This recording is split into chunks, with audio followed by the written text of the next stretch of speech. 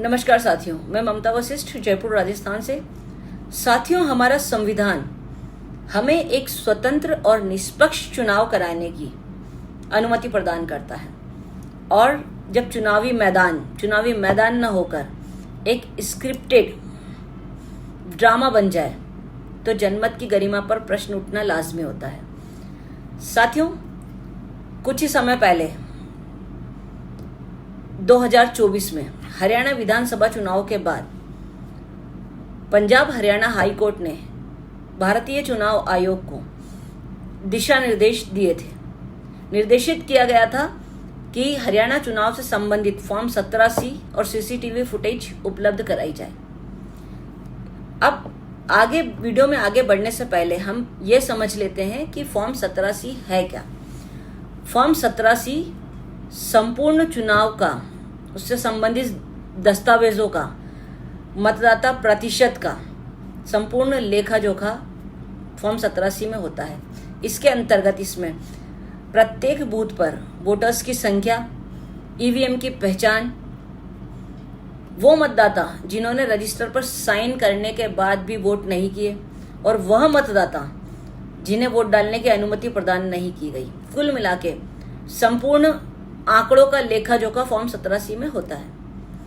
जब high court ने चुनाव आयोग को निर्देशित किया फॉर्म 17C और सीसीटीवी फुटेज उपलब्ध कराने के लिए, उसके बाद चुनाव आयोग ने क्या क्या किया, हम इस वीडियो में आगे ये बात समझेंगे। देखिए, 9 दिसंबर को चुनाव आयोग को हाई कोर्ट द्वारा निर्देशित किया गया ये दोनों चीजें उपलब्ध कराने के लिए, फॉर्म 17C और सीसीटीवी फुटेज। इसके बाद क्या होता है कि 17 दिसंबर को चुनाव आयोग केंद्रीय कानून मंत्रालय के पास एक पत्र लिखकर भेजता है।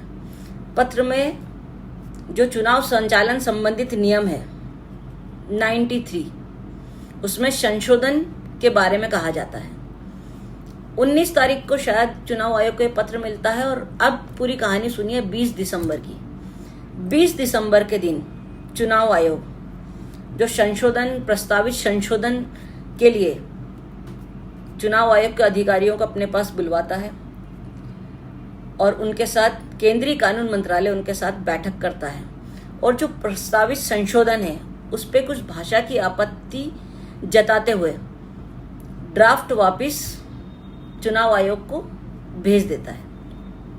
इसके बाद संशोधित ड्राफ्ट को चुनाव आयोग पुष्टि करके तुरंत ही कानून मंत्रालय के पास भेज देता है। कानून मंत्रालय इस पुष्टि को अंतिम रूप देकर अपने अतिरिक्त सचिवों और कानून मंत्री के समक्ष इसे अनुमोदित कर देता है और रातों रात रात्रि 10:30 बजे 20 दिसंबर को रात्रि 10:30 बजे अधिसूचना जारी कर दी जाती है, नियमों में बदलाव कर दिए जाते हैं। अब आप एक चीज समझिए कि जो नियमों में बदलाव किया गया है आखिर इतने आनन फानन में, इतनी तीव्रता के साथ क्यों किया गया। मात्र 48 घंटे में 48 घंटे में जब इन्हें हाई कोर्ट का आदेश मिला उसके 3-4 दिन के अंदर, और सेम प्रोसेस 48 घंटे में चुनाव आयोग और कानून मंत्रालय की संशोधन का प्रस्ताव भी चले जाता है, बैठकें भी हो जाती है, उस पर आपत्ति भी आ जाती है, पुष्टि भी हो जाती है, अनुमोदन भी हो जाता है और लास्ट में अधिसूचना जारी कर दी जाती है मात्र 48 घंटों में।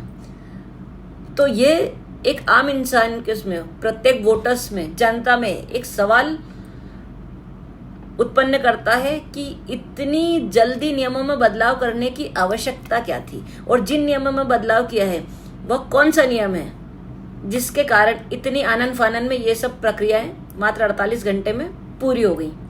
वह नियम है चुनावी संचालन नियम 93। पहले यह नियम चुनावी दस्तावेजों को चुनावी निरीक्षण को सार्वजनिक निरीक्षण की अनुमति प्रदान करता था, लेकिन चुनाव आयोग के अनुमोदन के बाद, सिफारिश के बाद, जब कानून मंत्रालय इसमें संशोधन कर दिया गया तो यह नियमों में बदलाव हो गया। अब यह जनता की पहुंच को इसमें प्रतिबंधित कर दिया गया है, सार्वजनिक निरीक्षण की पहुंच को प्रतिबंधित कर दिया गया है। आप एक चीज समझिए कि इस तरह ये हरियाणा विधानसभा चुनाव में हुआ, यही महाराष्ट्र विधानसभा चुनाव में हुआ है और यही आने वाले चुनाव में भी होगा। किस तरह से रातों रात नियम बदल दिया जाता है, जनता के साथ विश्वासघात कर दिया जाता है। लोकतंत्र बिकने की चीज नहीं है, इसे बचाना हम सबकी जिम्मेदारी है और हम सब यही चाहते हैं। आप लोग इसके खिलाफ आवाज उठाइए। हम लोग सभी ये चाहते हैं कि चुनाव आयोग अपना काम निष्पक्षता पारदर्शिता के साथ करे ताकि लोकतंत्र को बचाया जा सके, लोकतंत्र की हत्या को रोका जा सके। धन्यवाद। जय हिंद।